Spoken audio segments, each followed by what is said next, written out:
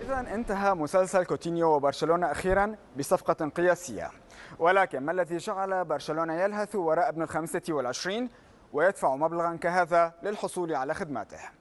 كوتينيو خلال 5 مواسم مع ناديه السابق ليفربول خاض 200 مباراتين في مختلف المسابقات بمجموع دقائق قارب ال15,000 دقيقة، سجل خلالها 54 هدفا فيما قدم 46 تمريرة حاسمة.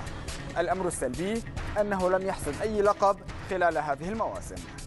ولو دخلنا في تفاصيل مشوار كوتينيو مع الريدز في الدوري الإنجليزي الممتاز لوجدنا أن البرازيلي كان عنصرا حاسما للفريق. يمكننا هنا أن نتابع بعض الأرقام المتعلقة بكوتينيو. فيليبي الذي وصل إلى الأنفيلد في شتاء 2013 هو ثاني أكثر لاعبي ليفربول تهديفا منذ قدومه بتسجيله 41 هدفا، لكنه احتل المركز الأول كأكثر اللاعبين تقديما للتمريرات الحاسمة بواقع 35 تمريرة، كما أنه أكثر اللاعبين صناعة للفرص والفرص المحققة. وأخيرا جاء كوتينيو أولا في ترتيب اللاعبين الأكثر تسديدا نحو المرمى.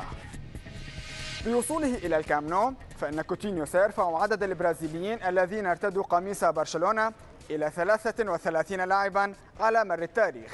فإلى حدود تسعينيات القرن الماضي لم يكن اعتماد برشلونة على اللاعبين البرازيليين كبيرا، فمن مجموع هذا الرقم ضم برشلونة 9 لاعبين فقط خلال 60 عاما، أولهم فاوستو دوس سانتوس عام 31.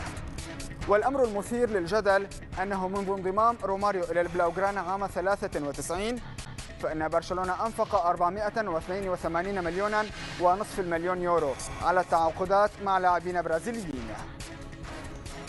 بانضمام كوتينيو إلى برشلونة مقابل رقم قياسي، فإن هذه الصفقة باتت ثانية أغلى صفقة على مستوى العالم والأغلى